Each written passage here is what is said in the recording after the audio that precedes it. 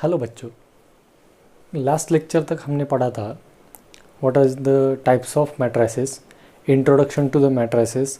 फिर उसके बाद उसमें एडिशन कैसे की जाती है दो मैट्रिक्स की सब्ट्रैक्शन कैसे की जाती है, मल्टीप्लिकेशन, इनके सारे प्रॉपर्टीज़, स्केलर मल्टीप्लिकेशन, ये पूरा हमने वहाँ पे देखा था। ठीक है, आज से पहले वाले दो लेक्चर्स में। आज के लेक्चर्स में हम देखने जा रहे हैं एलिमेंट्री ट्रांसफॉर्मेशन। ट्रांसफॉर्मेशन को ही एक अलग वर्ड है ऑपरेशन। क्या वर्ड है? ऑपरेशंस। ठीक है, जैसे हम ये ट्रांसफॉर्मेशन या ऑपरेशन देखेंगे, बेसिकली ये तीन टाइप के ऑपरेशंस होते हैं। पहला, जहाँ पे मैंने ये लिख के रखा है, इंटरचेंज। पहला होता है इंटरचेंज, फिर होता है multiplication of any element with a number, with a non zero number, और तीसरा होता है multiplication of element with a number, with a non zero number, and to add that particular row or column to the respective another row or column। ठीक है, सो सबसे पहला interchange है। Interchange मतलब हम इसको एक्सचेंज भी बोल सकते हैं। ठीक है, अगर मैं कोई सपोज मैट्रिक्स कंसिडर करता हूँ, ए मैट्रिक्स एक स्क्वायर मैट्रिक्स है जिसका ऑर्डर 3×3 में कंसिडर करूँगा, जहाँ पर एलिमेंट है मेरे 2, 3, 5, 7, 8, 6, 9, 11, 12। ठीक है, ये हो गया हमारा मैट्रिक्स, ए मैट्रिक्स, जहाँ पे हमने 3×3 ऑर्डर का एक मैट्रिक्स कंसिडर किया जिसमें 3 रोज है, 3 कॉलम्स है।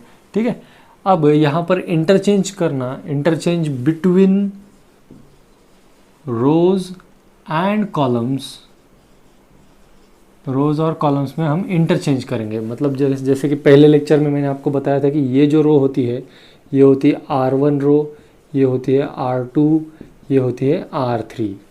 ठीक है, सिमिलरली टू दैट ये फिर पहले हम रो का भी इंटरचेंज कर लेते हैं, फिर उसके बाद कॉलम को देखेंगे। ये होता है C1, C2, C3। ठीक है, अब इंटरचेंज करना, इंटरचेंज मतलब क्या? Interchanging R1 with any other respective row R2 या R3 के साथ उसको इंटरचेंज करना, ये होता है इंटरचेंज। एक्सचेंज किया हमने वहाँ के वैल्यूज़। इंटरचेंज मतलब क्या होता है? तो देखिए, अब यहाँ पर हमने क्या इंटरचेंज किया है, R1 इंटरचेंजेस विथ R2, मतलब R1 वाले सारे एलिमेंट जो है वो R2 में आएंगे, R2 वाले R1 में जाके बैठेंगे। मतलब देखिए यहाँ पर ये R2 वाला एलिमेंट कौन सा है? 7, 8, 6। ये 7, 8, 6 ये आ गया आपका R1 वाले एलिमेंट्स बन गए। ये R2 में थे, वो R1 वाले बन गए। ठीक है, अब R1 वालों ने कहाँ जाके बैठना है? R3 की जगह पे क्या? नहीं, वो कहाँ पर जाकर बैठेंगे? R2 पे जाके बैठेंगे। मतलब वो हो जाएगा 2, 3, 5। R3 में कुछ चेंजेस किए क्या? यहाँ पर दिखता है क्या कुछ R3 में चेंजेस? नहीं, there is no interchange in R3, there is only interchange between R1 and R2। Therefore R3 वाले एलिमेंट सारे वैसे ही रहेंगे, 9, 11, 12। ये हो गया इंटरचेंज बिटवीन रोज़ के बीच में, रोज़ में जो भी एलिमेंट्स है उन रो वाइज उनको इंटरचेंज करना। ठीक है, करना है तो पूरे के पूरे एलिमेंट्स इंटरचेंज करने, एक एलिमेंट नहीं करना। जैसे यहाँ पर 2 को किया, 7 को रहने दिया, ऐसा नहीं करना है। ठीक है, अगर इन दोनों को आप इंटरचेंज करते हो तो वो पूरे रो को वो आप अप्लाई करते हो। अब ये यूज़ कहाँ पर होता है? देखिए, हमें एक इन्वर्स ऑफ मैट्रिक्स का कंसेप्ट है आगे जाके, तो वो इन्वर्स ऑफ मैट्रिक्स वाले कंसेप्ट को प्रूव करने के लिए या उसको इन्वर्स लाने के लिए हमें ये सारे ट्रांसफॉर्मेशंस जो है, ये सारे ऑपरेशंस जो है, ये सारे ऑपरेशन हमें यूज़ करने पड़ते हैं। ठीक है, तो ये बहुत ही ध्यान से देखिए कि ये एलिमेंट्री ट्रांसफॉर्मेशंस एक्चुअली है क्या? 3 ही टाइप है, लेकिन अगर आप इसमें 3 रोज़ वाले, जैसे यहाँ पर रो को हमने इंटरचेंज किया, वैसे ही हम कॉलम को भी इंटरचेंज कर सकते हैं। तो ऐसे 3 के 6 बन सकते हैं, लेकिन मेनली ये 3 ही है। ठीक है, सो देखिए इंटरचेंज है, पहला रो इंटरचेंज कर लिया हमने, फिर अब करेंगे हम कॉलम इंटरचेंज। ठीक है, कॉलम इंटरचेंज में मैं क्या करता हूँ, मेरा फिर से एक और मैट्रिक्स कंसिडर कर लेता हूँ। मैट्रिक्स में है मेरा 1, 2, 4, 9 to 11 एंड 3, 4, 5। ठीक है, ये है मेरा मैट्रिक्स ए। अभी यहाँ पर मैं क्या करता हूँ, ये कॉलम C1, ये कॉलम C2 और ये कॉलम C3 कंसिडर करता हूँ। वो होते हैं, उनको नाम दे दिया बस मैंने आपके लिए यहाँ पर, सिंप्लिसिटी के लिए यहाँ पर लिख दिया उसे। अब हमें क्या करना है, इंटरचेंज करना है। जैसे यहाँ पे रो का इंटरचेंज किया था वैसे यहाँ पर हमें अब कॉलम का इंटरचेंज करना है। तो कॉलम का इंटरचेंज करेंगे हम, C2 interchanges with C3, C2 interchanges with C3। ये देखिए डबल हेडेड एरो दिखा है, आगे जाके इसको बहुत इंपॉर्टेंस आने वाला है कि आपने डबल हेडेड एरो दिखा है या सिंगल हेडेड एरो। सो ये इंटरचेंज का मतलब दोनों ने एक दूसरे की जगह चेंज करवा ली। तो अब ये क्या बन जाएगा, ये इक्वल टू ए तो नहीं होता है, लेकिन डिटर्मिनेंट में अगर हम कंसिडर करें, अगर इसका डिटर्मिनेंट निकाला जाए और इसका ये ट्रांसफॉर्म करने के बाद वाला डिटर्मिनेंट निकाला जाए, डिटर्मिनेंट की वैल्यू अलग आएगी, ठीक है, अलग आएगी। लेकिन हम सिर्फ मैट्रिक्स का कंसिडर कर रहे हैं, तो उसमें क्या हो जाएगा देखिए, C2 इंटरचेंज विथ C3 मतलब क्या है, C1 में कुछ भी चेंजेस नहीं। सो 193 विल रिमेन अनचेंज्ड।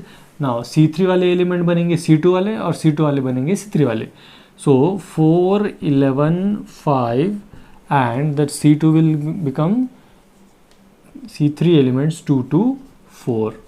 ये हो गया ट्रांसफॉर्मेशन जिसमें हम इंटरचेंज किए थे।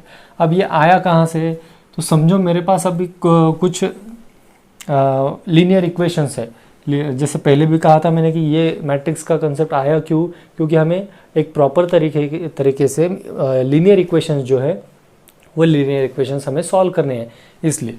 तो अब ये देखिए लीनियर इक्वेशन ये जो है यहाँ का, मैं कुछ ऐसा लिखता हूँ, x plus 2y plus 4z suppose is equal to कुछ भी एक वैल्यू कंसिडर कर ले हम 7, फिर दूसरा बनेगा 9x plus 2y plus 11z is equal to 9, और तीसरा बनेगा सपोज ये 3x plus 4y plus 5z is equal to 11, ठीक है। सो ये जो है ये सारे एलिमेंट्स, ये x y z, ये पहला वाला ये इक्वेशन, ये दूसरा वाला और ये तीसरा वाला, ये तीनों इक्वेशन में देखिए यहाँ पर अब हमने क्या किया, यहाँ पर ये x वाले कोएफिशिएंट है 193।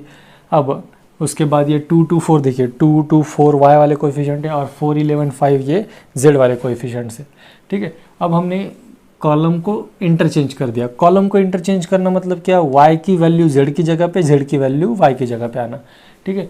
अगर हम यहाँ पर ये लाते हैं तो यहाँ पर मैं क्या करता हूँ, नीचे ब्रैकेट में x वाले वैल्यू, y वाले वैल्यू और z वाले वैल्यू हमारे सिंप्लिसिटी के लिए लिख लिया मैंने ऐसे ही। अब जब हम इसका ट्रांसफॉर्मेशन करेंगे, जब इसको इंटरचेंज करेंगे, तो इंटरचेंज करने के बाद क्या हो जाता है, z यहाँ पर आ जाएगा सेकंड नंबर पे और y जो है वो थर्ड नंबर पे चला जाएगा। तो इस इक्वेशन में कुछ चेंज हुआ क्या, देखिए x plus 2y plus 4z हो या x plus 4z plus 2y हो, इस इक्वेशन में कुछ चेंजेस नहीं होने वाले। सिमिलर टू दैट यहाँ पर भी 9x plus 2y plus 11z हो या 9x plus 11z plus 2y हो, ठीक है। मतलब अगर हमने ये चेंज करवा दिए तो हमारे इस इक्वेशन का जो सेट है, इन इक्वेशंस में कुछ भी चेंजेस नहीं होंगे, कुछ भी चेंजेस नहीं होंगे। क्यों नहीं होंगे, तो यहाँ पर हमने उसको बता दिया। लेकिन अगर इसी में ही आप अगर किसी मैट्रिक्स का डिटर्मिनेंट निकालते हो, तो determinant of this matrix A मतलब जो गिवन था हमें, और ट्रांसफॉर्मेशन करने के बाद या ऑपरेशन परफॉर्म करने के बाद इंटरचेंज वाला जो आएगा, तो हमने एक प्रॉपर्टी पढ़ी थी 11th में। दैट प्रॉपर्टी उसमें क्या था कि जैसे हम कोई दो कॉलम या कोई दो रो को हम इंटरचेंज करते हैं तो डिटर्मिनेंट की वैल्यू निगेटिव आ जाती है, ठीक है। डिटर्मिनेंट की वैल्यू क्या आती है, निगेटिव। मतलब अगर आपको पहले कोई डिटर्मिनेंट है, उसकी वैल्यू, किसी मैट्रिक्स का डिटर्मिनेंट आपने निकाला, उसकी वैल्यू अगर आपको x मिली, तो उसमें रो इंटरचेंज करने के बाद या कॉलम इंटरचेंज, कोई भी दो रो और दो कॉलम इंटरचेंज करने के बाद उसका जो आंसर है वो आंसर निगेटिव मिलेगा, ठीक है। तो ये हो गया interchanges between rows and interchanges between columns, ठीक है। इसमें तो आपको कोई प्रॉब्लम नहीं होना चाहिए। अब हमारा नेक्स्ट जो है, जो सेकंड पॉइंट है, वो सेकंड पॉइंट कुछ ऐसा है। चलो देखिए, अब सेकंड इसका ऑपरेशन या ट्रांसफॉर्मेशन कुछ ऐसा है, मल्टीप्लिकेशन ऑफ एलिमेंट। मतलब किसी मैट्रिक्स का हमारा कोई एलिमेंट है, उस एलिमेंट को मल्टीप्लाई करना। वो एलिमेंट कौन सा हो सकता है फिर, वो एक रो के एलिमेंट हो सकते हैं या तो एक कॉलम के। मतलब किसी रो का एक एलिमेंट नहीं, अगर एक कोई रो हम कंसिडर कर रहे हैं तो पूरा रो, अगर कोई कॉलम कंसिडर कर रहे हैं तो पूरा column. Likewise multiplication it by non zero number, किसी नॉन ज़ीरो नंबर से उसको मल्टीप्लाई करना। मतलब सपोज हमारे पास अगर ये फिर से हम एक मैट्रिक्स कंसिडर करते हैं, मैट्रिक्स A 2 3 5 7 8 6 9 2 11, ठीक है, ये है हमारा एक मैट्रिक्स, कोई भी मैट्रिक्स है सपोज, ठीक है। अब मैंने क्या कहा कि multiplication of multiplication of elements bye a non zero number. Elements कहाँ के, अगर रो में हम कंसिडर कर रहे हैं तो यहाँ पर देखिए फिर से क्या है, R1 है, ये R2 है और ये R3 है। किसी भी एक रो के सारे एलिमेंट्स, रो का एक एलिमेंट नहीं, किसी भी रो को अगर हम मल्टीप्लाई कर रहे हैं तो उसके सारे के सारे एलिमेंट्स को हमें मल्टीप्लाई करना पड़ेगा। जैसे कि फॉर एग्जांपल अब मैं क्या करता हूँ, मुझे चेंजेस चाहिए R2 में, ठीक है, R2 में चेंजेस करने हैं। देखिए मैंने यहाँ पर बोला था आपको पहले कि ये सिंगल हेडेड एरो और डबल हेडेड एरो का मीनिंग क्या है। डबल हेडेड मतलब वो इंटरचेंज हो जा रहे हैं और सिंगल हेडेड मतलब R2 चेंजेस। इसको कैसे रीड करेंगे हम, R2 चेंजेस, वो कैसा चेंज होता है। फिर सपोज मुझे क्या करना है यहाँ पर 2 इंटू R2 करना है, मतलब R2 को चेंज कैसे करना है मुझे, 2 इंटू R2। तो ये चेंज क्या बन जाएगा, देखिए ये A मैट्रिक्स यहाँ पर ये इक्वल तो नहीं होता है A के इक्वल, लेकिन इक्विवेलेंट बोल सकते हैं हम इसे, ठीक है, ये इक्विवेलेंट बोलते हैं इसे। तो ये हो गया हमारा फर्स्ट। R1 या R3 में कुछ चेंजेस किए क्या हमने, नहीं, we are only changing the elements of R2, we are multiplying elements of R2 by 2। So यहाँ पर ये बन जाएगा ये 2 3 5 R1 elements as it is, R2 के एलिमेंट को हमें 2 से मल्टीप्लाई करके फिर से रिराइट करना है। सो 7 इंटू 2 मतलब 14, 8 इंटू 2 मतलब 16 और 6 इंटू 2 मतलब 12। और R3 के भी एलिमेंट्स एज इट इज़ 9 2 11, ठीक है। तो ये हो गया हमारी ये property, multiplication of elements bye any non zero number. ये हो गया रो में, ठीक है, ये हो गया रो में। ऐसा ही कॉलम में भी करेंगे हम, यही मैट्रिक्स कंटिन्यू करके फिर मैं यहाँ पर क्या करता हूँ, यहाँ पर ऑपरेशन लिखता हूँ C1 या C3 करेंगे आप, चलो C3 चेंजेस, C3 को क्या चेंज करेंगे हम, 3 into C3 changes 3 into C3, मतलब C3 में क्या चेंज करना है हमें, कॉलम 3 में C3 को 3 से मल्टीप्लाई करके हमें लिखना है। तो ये मैट्रिक्स में क्या एलिमेंट्स बन जाएंगे, देखिए हमने C1 में कुछ चेंजेस किया है, नहीं, C2 में कुछ किया है, नहीं, we have to change the elements of C3, मतलब C1 और C2 के एलिमेंट्स एज इट इज़ आएंगे, 2 7 9, ये आएगा 3 8 2 एज इट इज़। अब जाके चेंजेस हो गए C3 के, मतलब कॉलम 3 के ईच एंड एवरी एलिमेंट में, मतलब क्या हो जाएगा, देखिए 3 इंटू C3 करना है ना, सो हर एक एलिमेंट को हमें 3 से मल्टीप्लाई करना पड़ेगा। तो 3 into 5 is 15, 3 into 6 is 18 and 3 into 11 is 33। So ये हो गया हमारा multiplication of elements of particular row and column। किसी particular row और किसी particular column के elements को एक नॉन ज़ीरो नंबर से मल्टीप्लाई करना। अब यहाँ पर ये देखो ये 3 है, ये कोई फ्रैक्शन भी हो सकता है। यहाँ पर ये जो 2 है, ये 2, ये कोई फ्रैक्शन भी हो सकता है, ठीक है, लेकिन सिर्फ कंडीशन क्या है, वो नंबर नॉन ज़ीरो होना चाहिए। देखिए नॉन ज़ीरो नंबर होना चाहिए। मैं क्या कह रहा हूँ, नॉन ज़ीरो मतलब इट मे बी निगेटिव और इट मे बी पॉजिटिव, ठीक है। देखिए नंबर्स में 3 टाइप के नंबर होते हैं, निगेटिव, पॉजिटिव एंड ज़ीरो, ठीक है। सो नॉन निगेटिव मतलब क्या हुआ, ज़ीरो और पॉजिटिव। नॉन ज़ीरो का मतलब क्या हुआ, निगेटिव और पॉजिटिव। और नॉन पॉजिटिव का मतलब क्या हुआ, इट में भी आइदर ज़ीरो और निगेटिव। तो यहाँ पर क्या है, हमें non zero number, non zero number मतलब इट में बी निगेटिव नंबर और इट में be a positive number, it में बी निगेटिव और पॉजिटिव फ्रैक्शन ऑल्सो, ठीक है। सो यहाँ पर 3 लिखा है तो हम इसे 1/3 भी कर सकते थे या इसे 1/2 भी कर सकते थे, जो हमें लगता है वो हम उसे कर सकते हैं, इसमें कुछ प्रॉब्लम नहीं है, ठीक है। ये हो गया हमारा सेकंड एलिमेंट्री ट्रांसफॉर्मेशन। जैसे कि इसमें क्या है, पहला क्या था, इंटरचेंज, दूसरा क्या है, multiplication, interchanging either any two rows और एनी टू कॉलम। यहाँ पर क्या है, multiplication of elements of particular row और column by any non zero number. अब थर्ड है हमारा multiplication of any particular row and column with a number and adding और सब्ट्रैक्टिंग इट टू और फ्रॉम एनी रिस्पेक्टिव रो और column.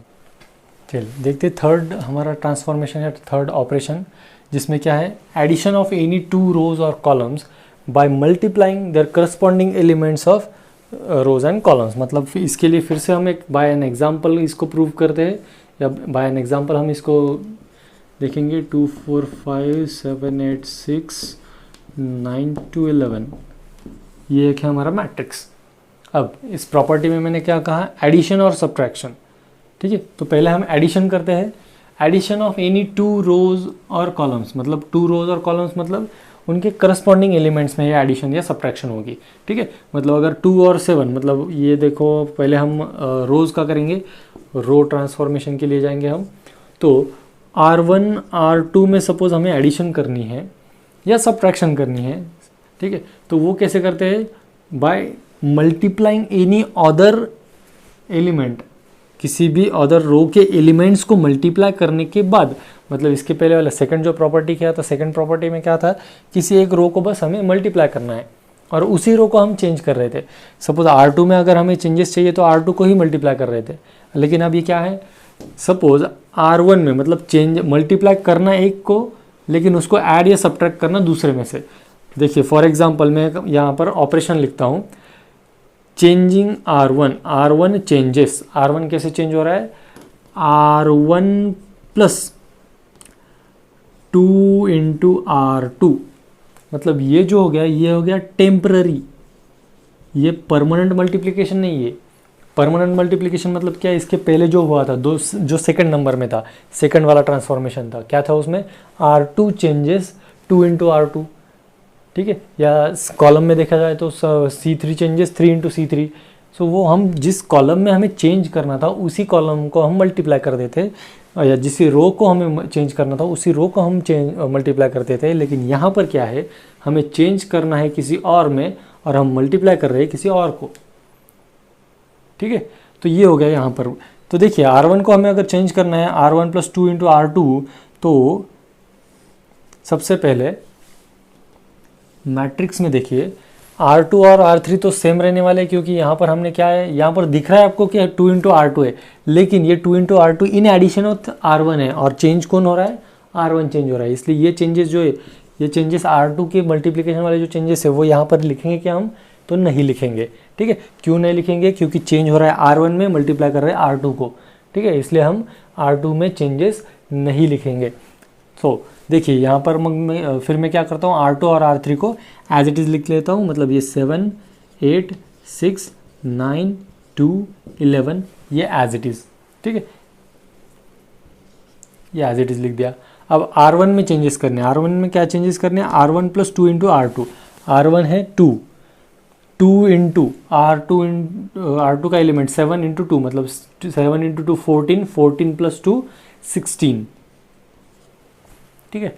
फिर 2 into R2, मतलब ये 8 2 ज़ा 16, 16 प्लस 4 20, 6 इंटू 2 12, 12 प्लस 5 17। ये हो गया हमारा ए में चेंजेस करने के बाद, ठीक है। ये जो साइन मैं यहाँ पर दे रहा हूँ, ये आफ्टर परफॉर्मिंग सम ऑपरेशन, ये साइन क्या मतलब, इसका मतलब क्या है, ये जो है ये इसका इक्वलेंट है, इसमें से चेंजेस करके हमने लिखा है। अगर इसको भी आप इक्वल दे देते तो इसका टोटली मीनिंग अलग हो जाता था। अलग मीनिंग मतलब क्या, इसका डिटर्मिनेंट निकालो तो डिटर्मिनेंट अलग आता है, और इसका अगर डिटर्मिनेंट हम निकालें तो वो भी अलग आ जाता है। इसलिए यहाँ पर जो हम परफॉर्म करेंगे, जब परफॉर्म करेंगे तब हम ये साइन देंगे। यहाँ पर वो साइन क्या है, यहाँ पर मैं दिखाता हूँ, ये, ठीक है। सो इनलार्ज करके मैंने आपको बताया कि ये साइन क्या है। ये साइन क्या है, इसका मतलब ये है कि ये जो ए में हमें मिला है, ए एलिमेंट्स का मैट्रिक्स का, सो ये ए इस ए से मेल खाता है, इस ए से निकला है वो, ठीक है। अगर आप यहाँ पर इक्वल डाल दें, यहाँ पर ये इंस्टेड ऑफ दिस साइन अगर आप यहाँ पर इक्वल डाल दें तो उसका मीनिंग चेंज हो जाता है, इसलिए हमें यहाँ पर ये साइन देना है। ठीक है, अब ये साइन देने के बाद ये हो गया हमारा रो में। ठीक है, ऐसे ही आप R3 को भी चेंज कर सकते हो, R2 को भी चेंज कर सकते हो, लेकिन याद रखिए जैसे ही हम ये एग्जाम्पल में अप्लाई करेंगे, या कहाँ पर अप्लाई करना है हमें, इन्वर्स के एग्जाम्पल में, मतलब किसी मैट्रिक्स का हमें इन्वर्स निकालना है तो वहाँ पर हमें ये यूज़ करना है। ठीक है, सो इन्वर्स निकालने के लिए हमें किसी मैट्रिक्स को पहले आइडेंटिटी मैट्रिक्स में कन्वर्ट करना हो सकता है, या किसी एलिमेंट्स को 1 to 1 में ऐड करना हो सकता है। ठीक है, अब यहाँ पर इस साइन का सिग्निफिकेंस क्या है ये मैं आपको बताता हूँ। हमने इक्वालिटी ऑफ मैट्रिक्स पढ़ा था सबसे पहले लेसन में, सबसे पहले लेक्चर में। सो इक्वालिटी मतलब क्या होता था, इक्वालिटी मतलब when corresponding 1 to 1 elements are equal.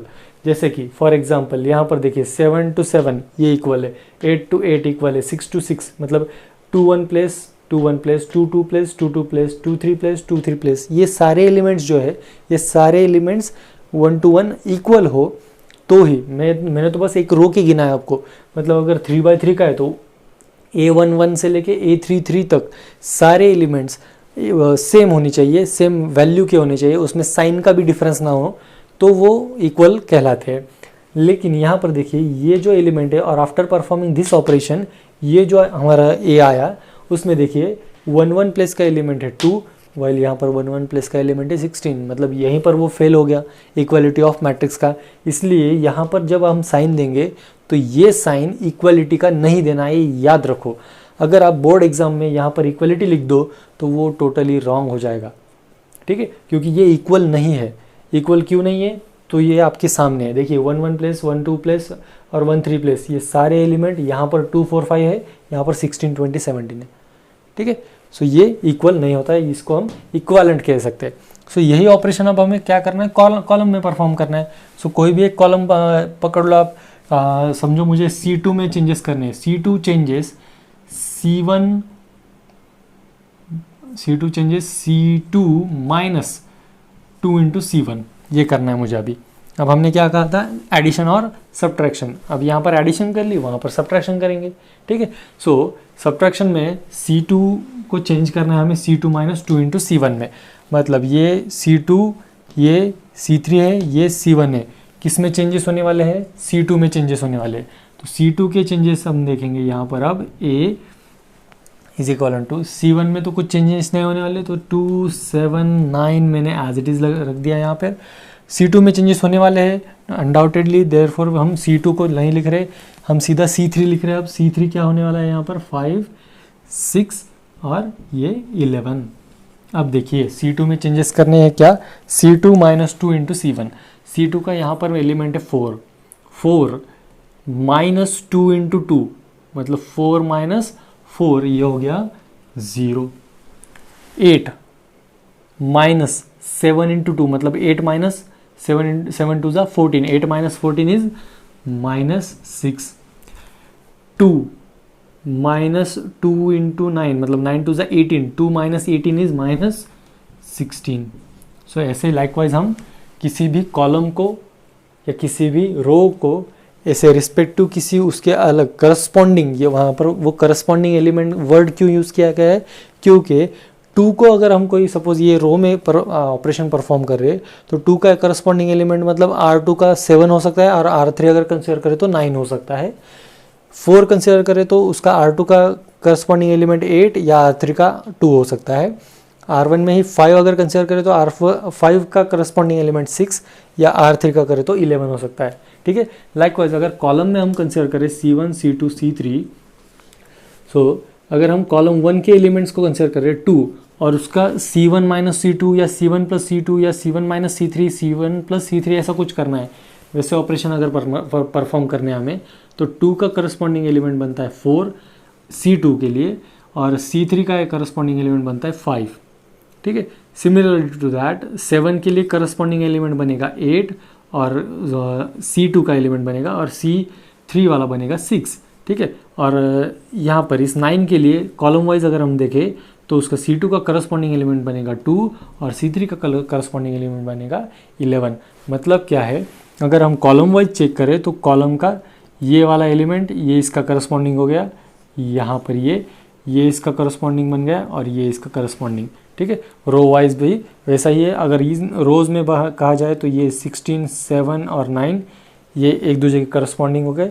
अगर किसी एक रो में हमें कंसिडर करना है तो ये 16, 7, 9, 28, 2, 17, 6, 11, ठीक है। ये ऐसे करस्पॉन्डिंग एलिमेंट होते हैं। मतलब अगर आपको यहाँ पर 2 प्लस R1 प्लस R2 या R1 प्लस R3 करना है तो आप 2 को 9 में ही ऐड करोगे, ये 2 को ये 2 के साथ नहीं ऐड कर सकते आप, ठीक है। क्यों नहीं कर सकते? क्योंकि ये करस्पॉन्डिंग एलिमेंट नहीं है। यहाँ पर अगर प्लेस वाइज देखा जाए तो प्लेस वाइज देखिए, यहाँ पर अभी मैं प्लेस वाइज जनरल फॉर्म में लिख रहा हूँ A11, A12, A13, A21, A22, A23, A31, A32, A33। मतलब देखिए करस्पॉन्डिंग एलिमेंट मतलब क्या। अब रो वाइज अगर हम कंसिडर करें तो A11 प्लेस का एलिमेंट मतलब उसका एंड जो है वो 1 के साथ होना चाहिए। तो दूसरा ऐसा कोई इधर एलिमेंट है क्या जिसका कॉलम फर्स्ट हो? नहीं। तो A11 और A21 ये करस्पॉन्डिंग एलिमेंट हो गए रो ट्रांसफॉर्मेशन के लिए। A21 और A31 ये करस्पॉन्डिंग हो गए, मतलब ये तीनों एक दूसरे के करस्पॉन्डिंग एलिमेंट होते हैं, बनते हैं उस पर्टिकुलर रो में, ठीक है। और कॉलम वाइज देखा जाए तो A11, A12, A12, A13 ये तीनों जो है ये एक दूसरे के करस्पॉन्डिंग बनते हैं, ठीक है। समझ में आइए, कॉलम फर्स्ट का फर्स्ट एलिमेंट, कॉलम सेकंड का फर्स्ट एलिमेंट, कॉलम थर्ड का फर्स्ट एलिमेंट, ये एक दूसरे के करस्पॉन्डिंग बन गए। रो 1 का फर्स्ट एलिमेंट, रो 2 का फर्स्ट एलिमेंट, रो 3 का फर्स्ट एलिमेंट, ये करस्पॉन्डिंग बनते, ठीक है। सिमिलरली C1, C2, C3 के सेकंड वाले और थर्ड वाले सारे ये करस्पॉन्डिंग बनते हैं। और R1, R2, R3 का फर्स्ट वाला, सेकंड वाला और थर्ड वाला ये करस्पॉन्डिंग एलिमेंट बनते हैं। मतलब उसके नीचे वाला रो में अगर देखें तो उसके नीचे वाला, कॉलम में देखें तो उसके आगे वाला, ठीक है। समझ में आ गया ये बात। ये हो गए हमारे ट्रांसफॉर्मेशंस जो हमें इन्वर्स मैट्रिक, इन्वर्टिबल मैट्रिक्स एक कंसेप्ट है आगे जाके, वो पूरा चैप्टर इसी पे डिपेंड करता है। और पूरे चैप्टर में आपको जो कुछ भी पूछा जाएगा मैट्रिक्स में, मैक्सिमम क्वेश्चंस वो इन्वर्टिबल मैट्रिक्स मतलब इन्वर्स ऑफ अ मैट्रिक्स पे ही पूछे जाएंगे मैक्सिमम। गिन लो, मैं अभी बता रहा हूँ, ठीक है। क्योंकि आपको अभी 1 साल बाद या पता नहीं कितने महीने बाद आपको एग्ज़ाम देनी है, तो आप ये रट लो, अच्छे से याद कर लो, ठीक है। क्या हमें इन्वर्स निकालने के लिए ये सारे ऑपरेशंस, ये सारे ट्रांसफॉर्मेशंस हमें यूज़ करने पड़ सकते हैं, ठीक है। तो चलिए आज के लिए इतना काफ़ी। ये हम अगले लेक्चर में क्या पढ़ने वाले तो इन्वर्टिबल मैट्रिक्स, ठीक है। उसके बाद हम इसका या तो पहले हम इसका कोई एग्जांपल्स ले लेते हैं, छोटे छोटे शॉर्ट वाले एग्जांपल, फिर हम इन्वर्टिबल मैट्रिक्स स्टार्ट करेंगे। चलिए, थैंक यू।